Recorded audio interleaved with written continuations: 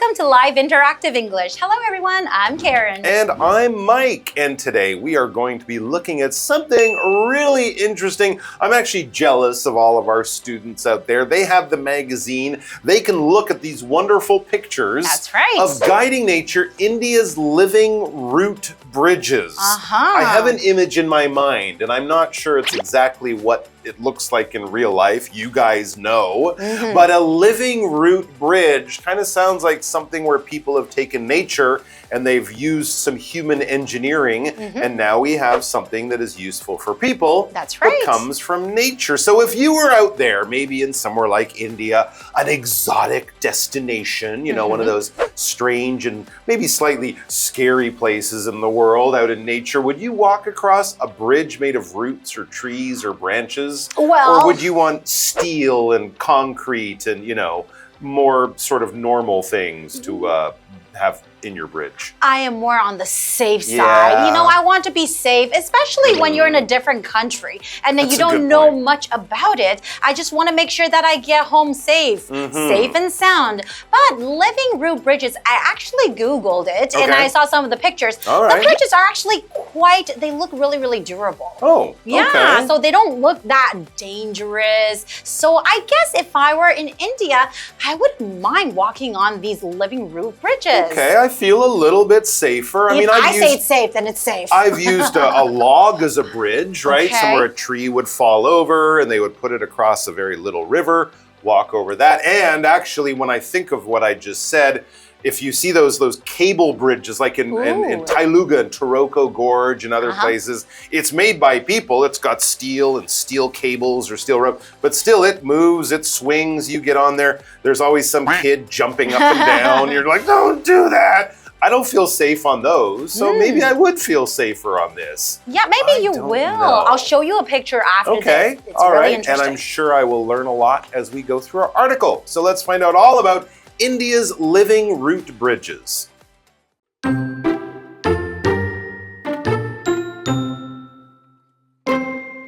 Living root bridges are structures found in Meghalaya, one of India's rainiest regions.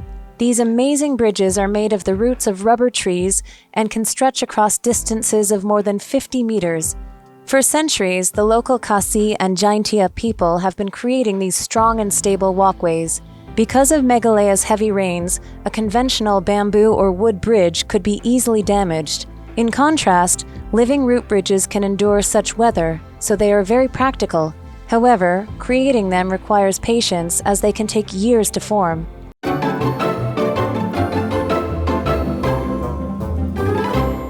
So we're checking out an interesting article today called Guiding Nature, India's Living Root Bridges. These are really cool bridges that people actually can walk on, and it's actually not that dangerous. All right, and I guess it's humans and nature working together. I guess the people are guiding nature to create bridges. That is kind of unusual. And they also have great names, as we learn at the beginning of the article.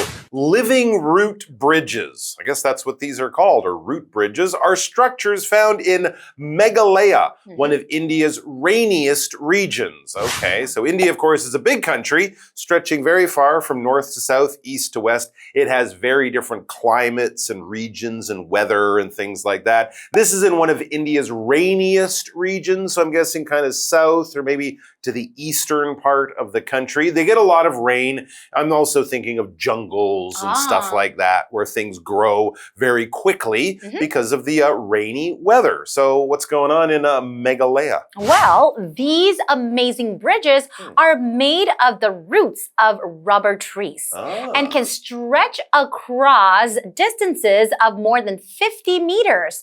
Wow. 50 meters. So the roots of rubber trees. Yeah. Okay. Very, very cool. So people have used these roots to kind of make bridges. And when we talk about stretching across a distance, we mean going from one side to the other. Again, maybe over a river or something. And 50 meters, I mean, that's quite a long way. That's right. For centuries, the local Khasi and Jaintia people have been creating these strong and stable walkways. I like the word stable in that sentence. I definitely like that word. That means it's pretty safe. safe, right? Yes, and it doesn't move, it doesn't shake, it doesn't swing from side to side. The ground is very stable. If the ground is not stable, there could be an earthquake going on. And people there have been doing this for centuries. So we know a century is 100 years. So a couple of 100 years, people have been doing this. So I guess they have a lot of knowledge when it comes to building the living root bridges. That's true. And I haven't read many news stories about living root bridges collapse. Hundreds of people die. I haven't seen that story in the news. So I guess that's good. That's right. Pretty safe. Okay. So because of Meghalaya's heavy rains, a conventional bamboo or wood bridge could be easily damaged because like we said, it's the rainiest region, right?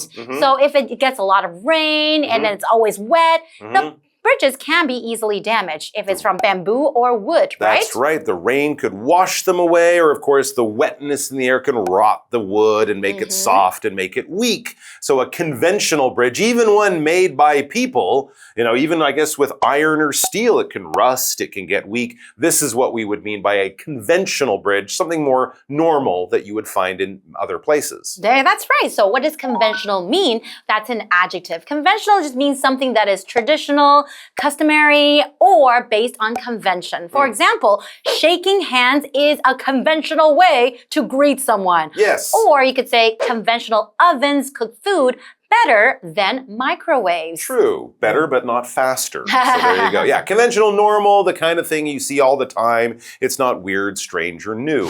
In contrast, so when comparing, though, living root bridges can endure such weather. So they are very practical. These special bridges from that part of the world, they can endure or survive this kind of wet, rainy weather. So they are very practical, kind of meaning they are very useful. They fit and work well in that environment. When we say in contrast, or a contrast is basically a difference between two things.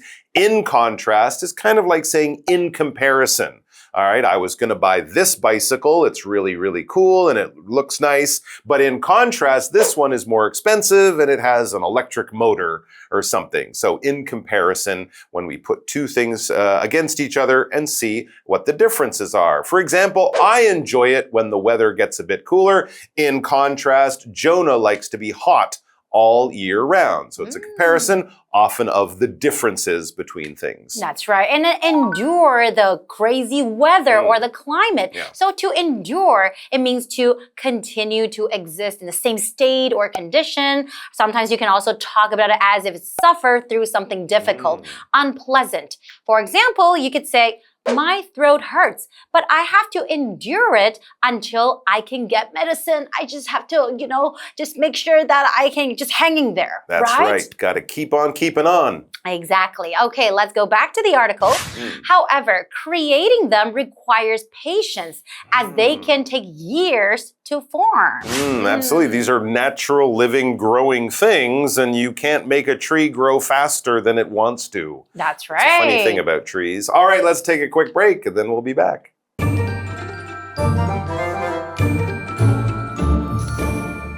Hello， 大家好，我是 Hanny。今天的课程是关于印度的活树桥 （Living Root Bridges）。那么课文提到说，活树桥是一种可以在梅加拉亚邦找到的结构体。那个地方啊，是印度降雨最多的地区之一。那么活树桥它是由印度橡胶树的气根建造的，可以延伸超过50公尺的距离哦。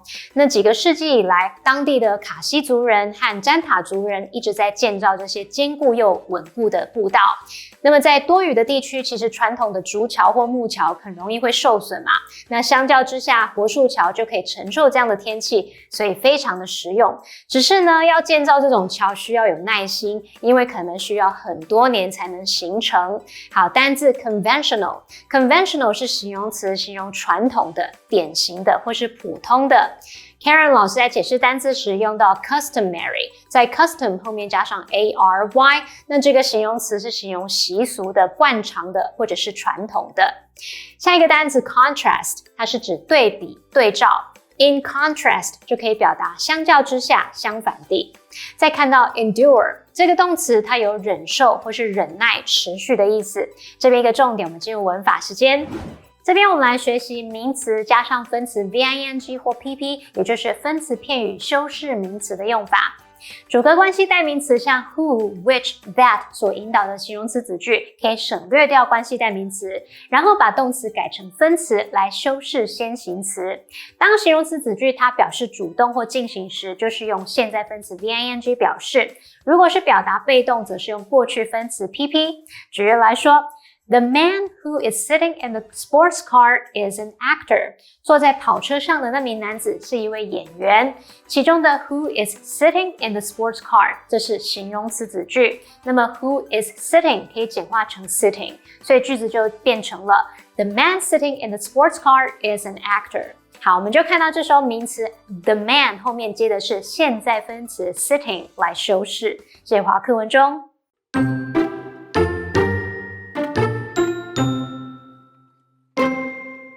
To create them, people plant rubber trees on either side of a gap.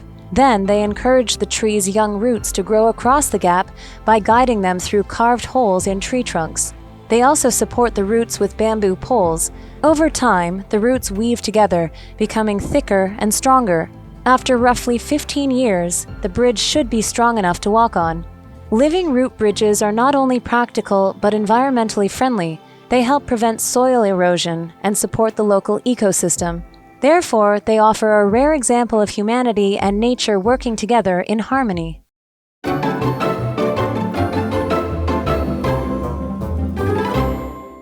Welcome back, everyone. So before the break, we were talking about the cool living root bridges in India.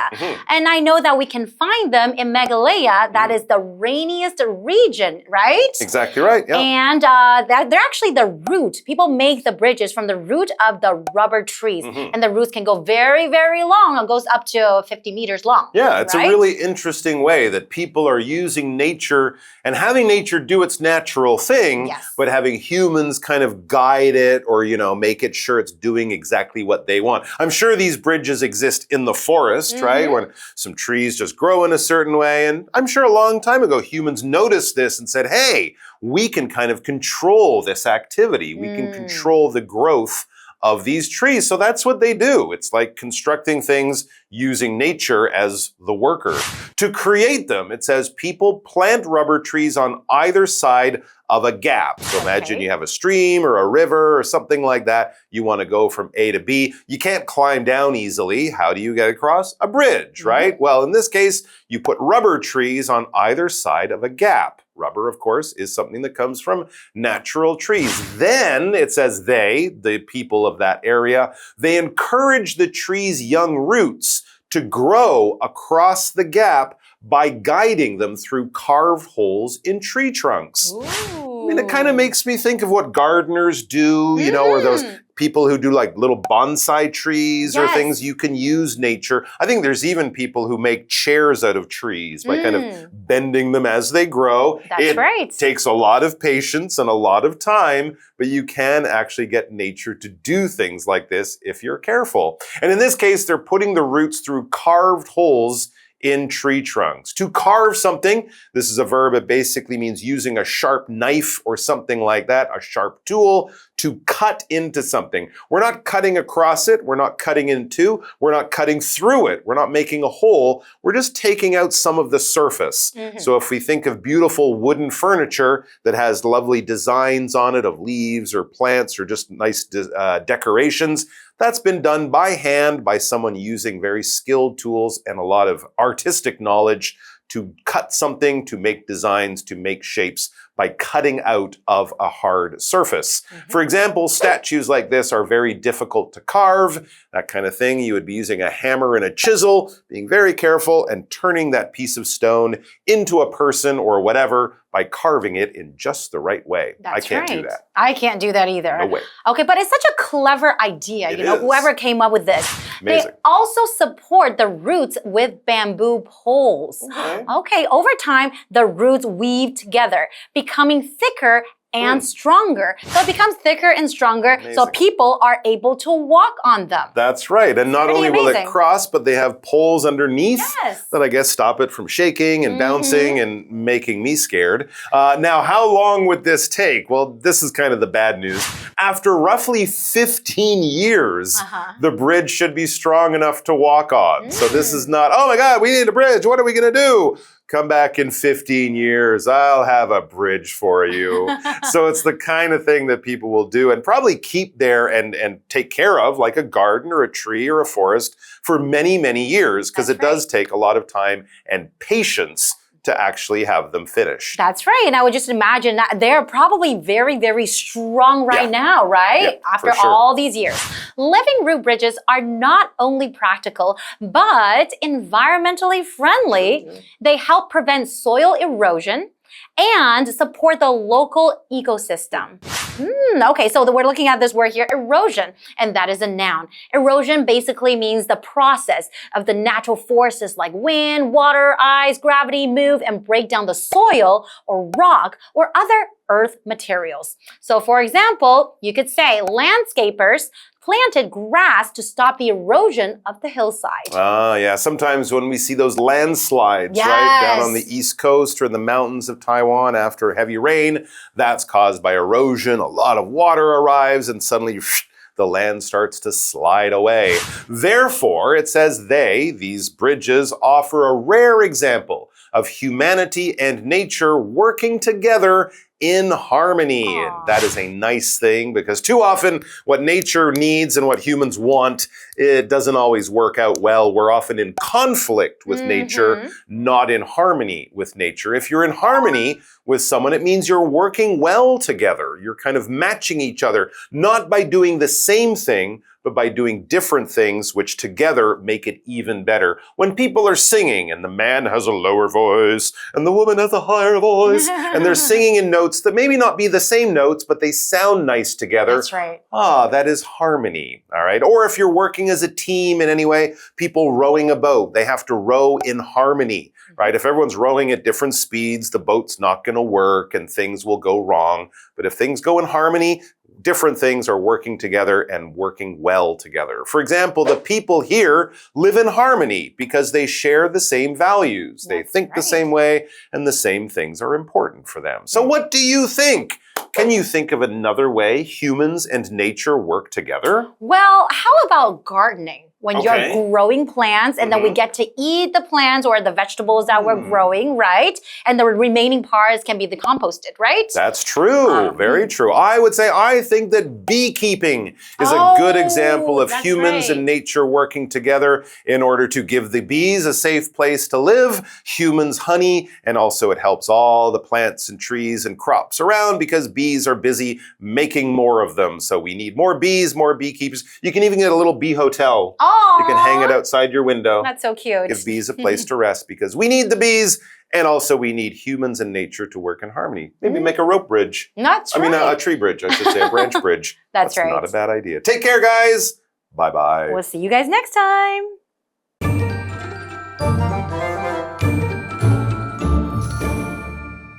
我们来看看活树桥的建造方式。首先呢，在两端种植印度橡胶树，接着透过引导树的幼根穿过在树干上雕刻出的洞，促使树根长到另外一端。那人们呢，也会用竹竿来支撑着树根。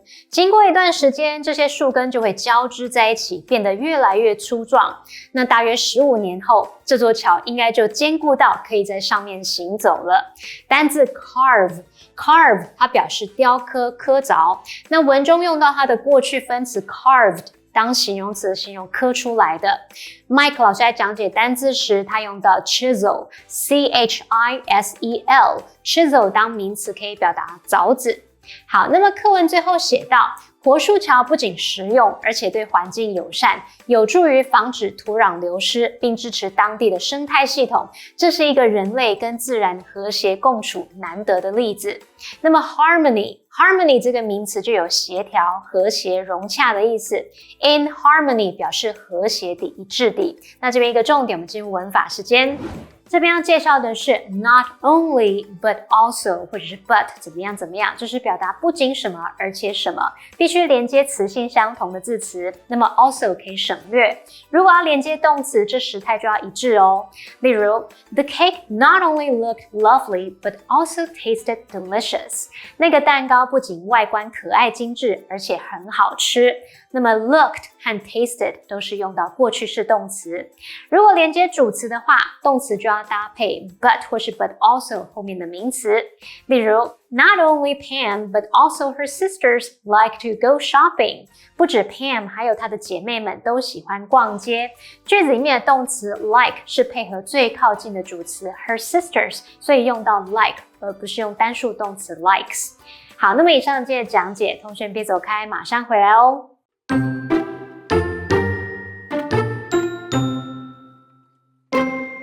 Living root bridges are structures found in Meghalaya, one of India's rainiest regions. These amazing bridges are made of the roots of rubber trees and can stretch across distances of more than 50 meters. For centuries, the local Khasi and Jaintia people have been creating these strong and stable walkways. Because of Meghalaya's heavy rains, a conventional bamboo or wood bridge could be easily damaged. In contrast, living root bridges can endure such weather, so they are very practical. However, creating them requires patience as they can take years to form. To create them, people plant rubber trees on either side of a gap. Then they encourage the tree's young roots to grow across the gap by guiding them through carved holes in tree trunks. They also support the roots with bamboo poles. Over time, the roots weave together, becoming thicker and stronger. After roughly 15 years, the bridge should be strong enough to walk on. Living root bridges are not only practical but environmentally friendly. They help prevent soil erosion and support the local ecosystem. Therefore, they offer a rare example of humanity and nature working together in harmony.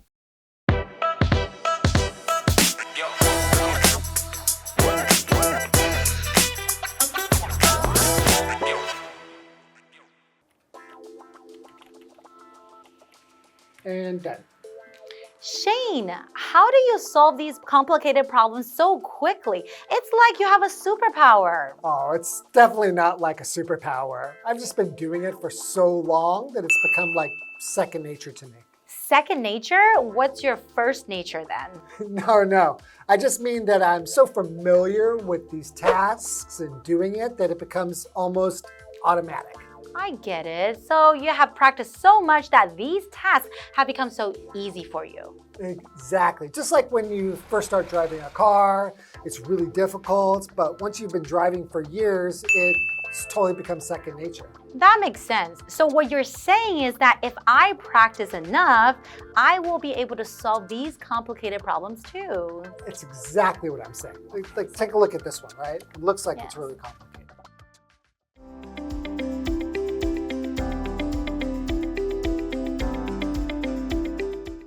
Welcome back. Today, we're going to explore the expression second nature. That's correct. Second nature refers to something you can do easily or without much thought because you've done it so many times before. It's a skill or behavior that is so ingrained that it seems natural, like a part of your character. For example, if someone has been playing piano since childhood, we might say, playing piano is second nature to her. Or if you're accustomed to waking up early every morning, you could say, waking up early is second nature to me. That's right, but remember, not all second nature habits are good. For instance, you could say, procrastination has become second nature to him. So the key is to practice good habits until they become second nature to you. Exactly. It's the same with English. Keep practicing,